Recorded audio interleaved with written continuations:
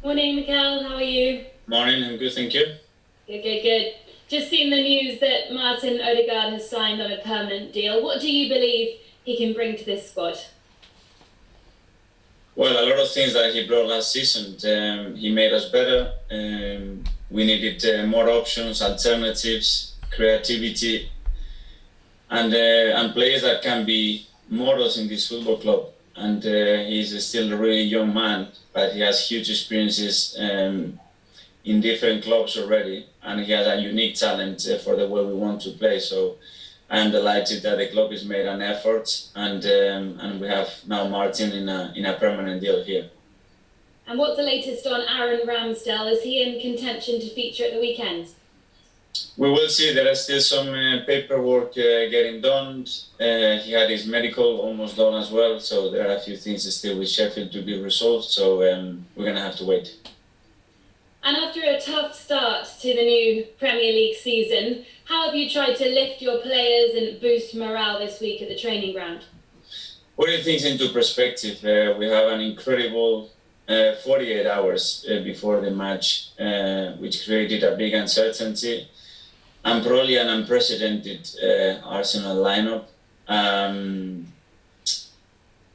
We tried everything that we had in that game, and it didn't work out.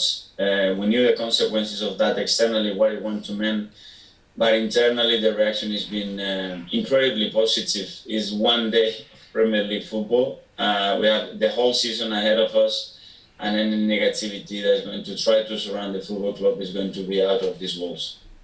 So the players aren't feeling any pressure, you're not feeling any pressure? If you don't feel pressure in football, in any elite sport, I think you pick the wrong profession. I think it's responsibility, it's not pressure. We have the responsibility to do our best under any circumstances. Unfortunately, now the circumstances are uncontrollable. The only thing that is going to happen is something that you don't expect, that's for sure. And then you have to try to adapt and do the best as you can. And that's what you have to ask yourself. The rest is about a result, and you know that you're going to be judged on that result. That doesn't mean you are doing a good or a bad job because you win or lose a full match. And what is the latest team news ahead of Sunday? How are the players with COVID doing? It's still very uncertain. I cannot give you any answer today because I don't know. I don't know if they're going to be able to train in a few hours, if they're going to be able to compete at the weekend. I don't know. My final question to you, what are you expecting from Chelsea, and how are you going to try and stop Romelu Lukaku? Well, from Chelsea, I expect what they've done over the last few years. They're a top team full of world-class players with a great manager. They are the champions of Europe, and we expect a really competitive match. Is what I expect about our team. Our fans, that they're going to be supporting the team right behind them from the beginning because they've been missed so much, and we're going to go there to win the football match. And do you have a plan to stop Lukaku on his second debut?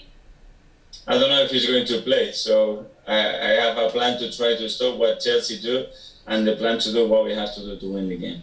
Thanks a lot, Mikel. Good luck on Sunday. Just going back to the unfortunate situation with the 4 players that tested positive for COVID. First of all, are they well? Are they okay? Are they suffering badly, or are they in a good shape? Well, they had some tough days, to be fair. Laka still hasn't trained, so it's not been really good. Oba had a training session yesterday, but yeah, they were affected by the virus, and Alex something similar as well. So yeah, they were.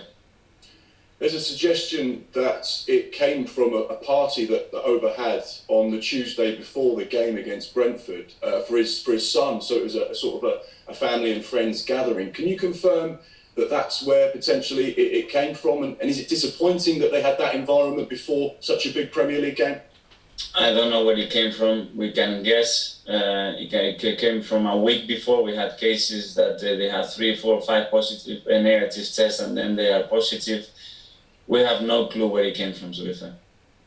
Can you confirm, in terms of the players, are they vaccinated? Are they double jabbed? Are they single jabbed? Most of them are double vaccinated. Others, they have one vaccine. So we are trying to encourage them to get vaccinated because they're going to protect themselves, their families, obviously the environment around the club.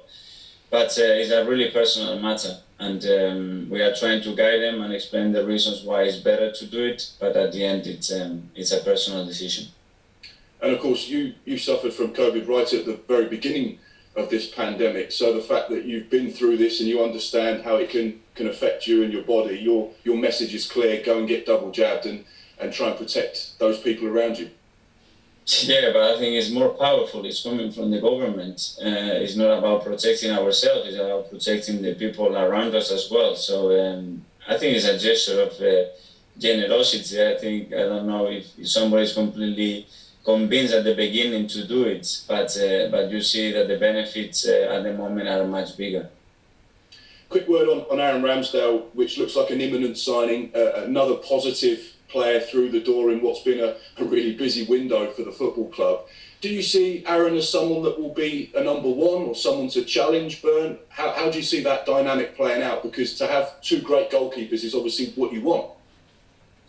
Well, it's what we want. Is what we've always been the case at this football club. Is nothing new. We're gonna have two different profiles, two different stages in their career. Aron is a really talented young goalkeeper with already a huge experience and international for England, and is going to bring competition, which is what we want: create competition, healthy competition, quality competition in every position, and we needed a goalkeeper there, and we identify Aron as the ideal option. A quick word on Chelsea. I know you touched upon it there. You beat them in the pre-season games. How significant could this performance and result be to change the narrative of the way the season has started for Arsenal?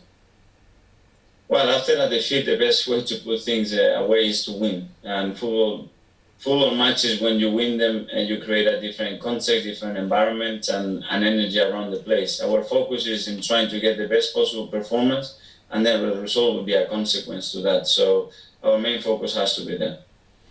And finally, from me, when you look at everything that you've had to deal with over the course of the last week with COVID and player signings and various issues and the start of a new Premier League campaign and the pressure that is being spoken about in the media, how have you personally dealt with this? Has this been your biggest challenge since becoming Arsenal boss?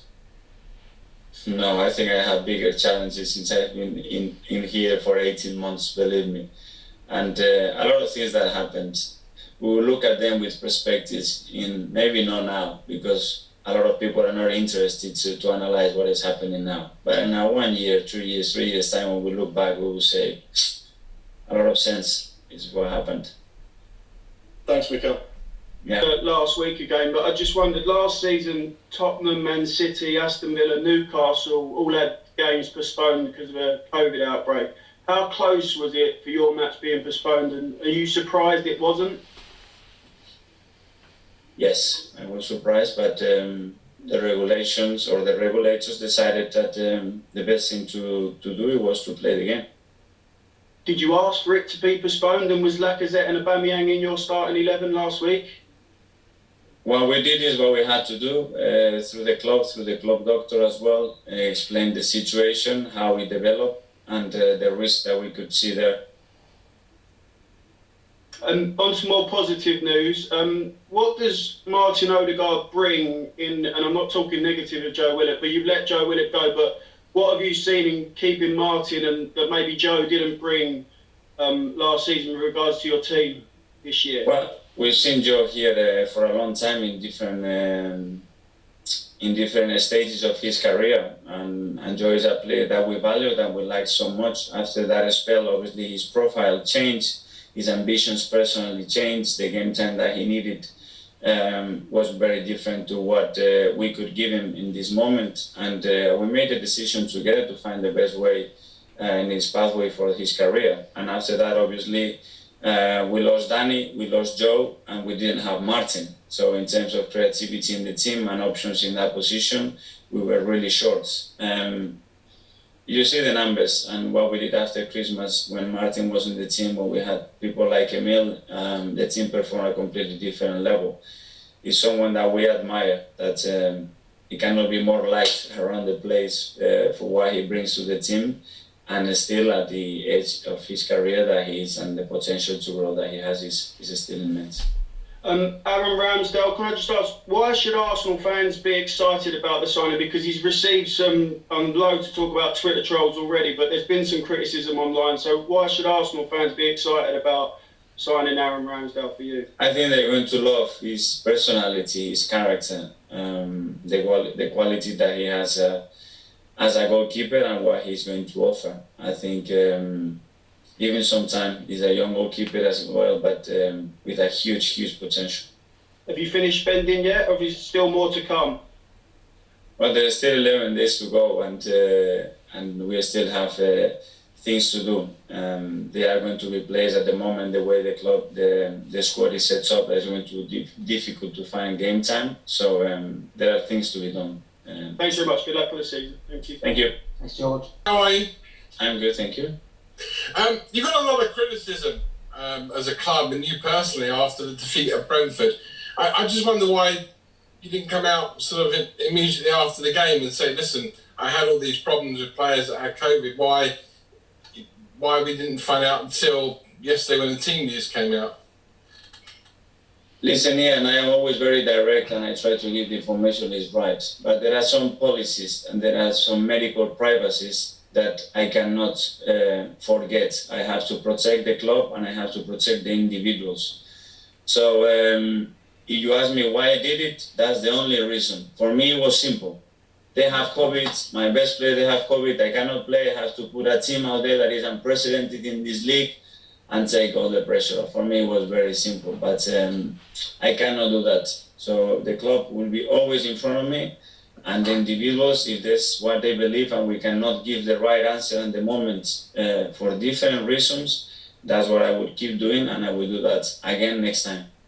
Do you think that should change? Because if, for example, Aubameyang had a hamstring injury and was out this weekend, and we said, oh, yeah, Aubameyang's doubtful with a hamstring injury, we don't know. I mean, there's nothing wrong with having COVID. I don't understand why. Yeah, if you know that you have a hamstring injury, you can say with obviously permission from the player that you have a hamstring injury.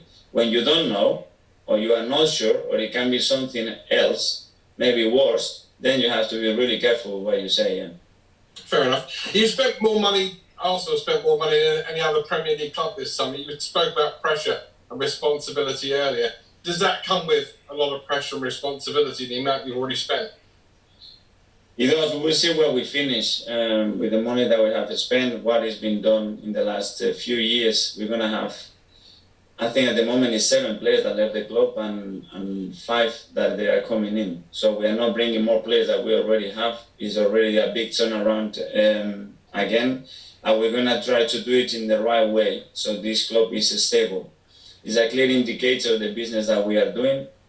The group age is of between 21 and 23 years old. And it tells you the project that we are building. Absolutely. Just 2 more from me. Lukaku's addition to Chelsea makes them title contenders. You've got Chelsea this weekend, then Man City. I mean, this is not looking the easiest start you could have had to this season.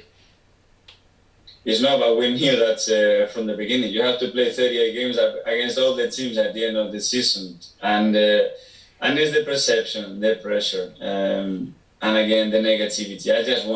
I want people that are constructive around me. I know the people that have the intentions to bury us, to try to criticize us. We are not interested in that.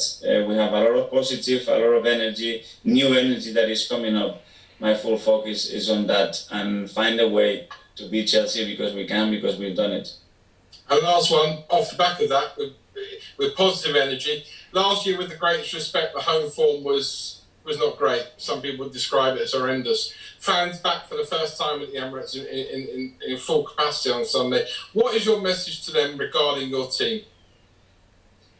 Just what I described, that in moments when there are people and there are certain negativity around the place, you need your fans and your supporters more than ever. They've always been with the team, and I have no doubt that on Sunday they're going to be right behind the team. And there is one thing that the team needs is exactly that. So if they really want to help the team, it's not going to be a better medicine for them than to feel them very close with the right energy and supporting and being behind them. And the team is going to try their best. Good luck this weekend, Mikel. Thank you. Jerry's in the next few days. He felt good after the match. The other day, he's still lacking some fitness, but he's in a better place. And when we spoke to you last week, you seemed quite downbeat, with the season ahead. But today, you're obviously a lot more positive. You've got some young players coming through, and you've got some new signings. Is there a sort of new energy about the place? Well, we try to have all the time the most positive energy around the place. I like to be always positive. I love challenges, and we had a challenge. I knew we had a challenge a year and a half ago with everything that was coming on. Just embrace it. Do the best that we have, the best that we can do every single day. Try to create the best possible atmosphere and context around this place, and I think it will happen. And just finally, it's a London derby. Chelsea would probably go in as favourites given their current situation. But historically, you've got a good record at home to Chelsea. And as I say, a London derby, it does seem to sort of throw form out the window. Does that give you real optimism?